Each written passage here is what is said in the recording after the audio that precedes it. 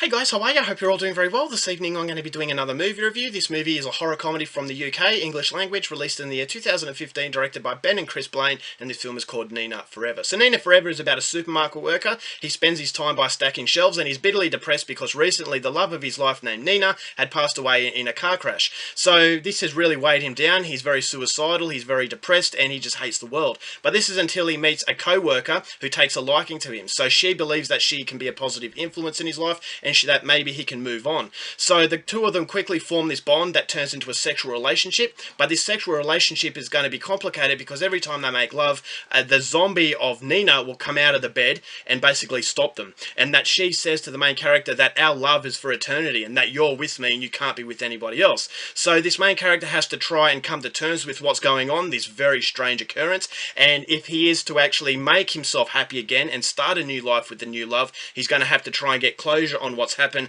and for once move on completely. So whether or not he can do that is something you're going to have to find out for yourself, because that's as far as I'm going with my synopsis. Now my thoughts on Nina Forever. This is an incredibly beautiful film and it's an incredibly depressing film, but on the outside it is coded by a very outlandish movie. So this is a movie about necrophilia. It's a movie that features graphic sex. There's a lot of very horrific sort of set pieces that will actually make you feel sick. So on the outside you've got a very un-PC film. You've got a movie that's sticking its finger up at the audience and saying that, you know, I'm going to put this on, I know it's taboo, but I'm just going to throw it out there, and you're going to be bombarded by stuff that you didn't really think that the director would have the balls to do. So it's a very gutsy sort of movie, and it's a very ballsy film, and I think that the movie really works because not only do you have a movie that is daring to be provocative, but you also have a heart to this film that is very beautiful. This is a movie about moving on. This is a movie about trying to let go of the past and how the past can shape you as a person. So at the start of this film, this guy is bitterly depressed. You know, he's lost the love of his life in this car crash, but when the love of his life comes back, yes, you do have that gross sort of, you know, that gross aspect to it where she's dead and she's covered in blood and cuts, and that there are some sexual encounters with this zombie that are very shocking and provocative. But it also, there's a strong beauty to the film, is because the relationship and the chemistry is still there. And so you've got this this zombie, this corpse, that is talking to this main character in a way that it actually felt very loving and charming. And that where it made me feel really weird is because not a lot of films do this, in that it's taking something very provocative, but it's also giving that provocation a reason.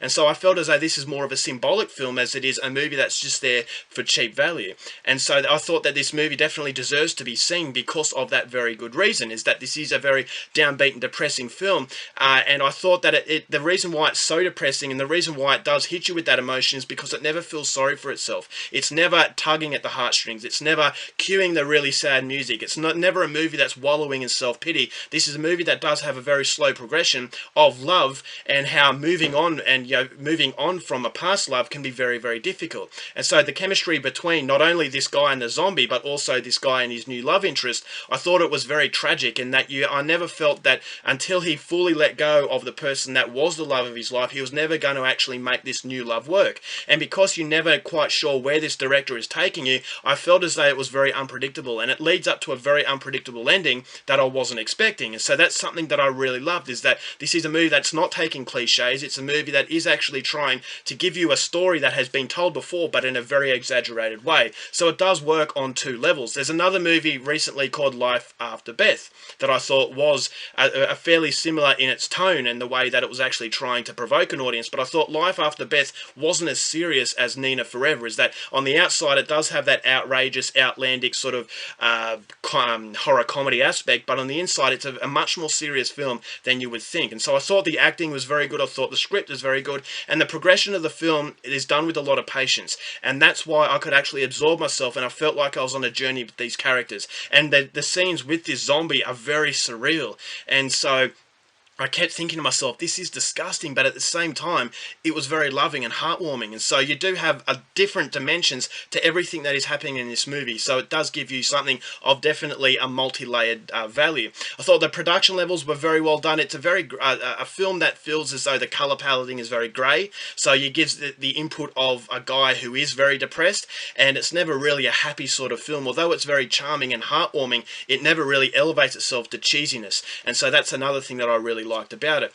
The only problem I have with this film was ultimately not to do with the film itself, but the way that it's marketed. Now, it's marketed as a horror comedy. If you see the trailer, you're going into it expecting to laugh and to actually be scared, but you'll never really feel neither of these aspects. I thought this is much more of a psychological drama as opposed to a horror comedy. So if you go in there expecting a horror comedy, you're not going to like it. When I initially watched this film, I was thinking, this is not very funny, it's not very scary, I'm not really enjoying this. But after a while, it really started to grow on me. And when I actually treated it for what it should be treated as, I actually appreciated it a lot more. And so that's something that you have to be very careful with. If you're not enjoying it at the start, I would say definitely stick with it, because it does grow on you. You've got characters that you can relate to and you can sympathise with, and it also just interweaves things that are very morbid and surreal and just downright, out of this world, but it never feels like it's there for a cheap trick. It always feels like something is there for a reason. I thought the zombie and everything that was happening in the very grotesque way, I thought it was a symbolisation of this guy's mentality and how hard it can be to break free of what shaped you in the past.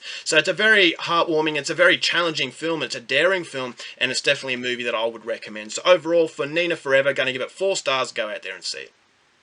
Alright guys, that's it for my review. Hope you enjoyed it. Till next time, keep watching movies, and I'll see you later. Bye.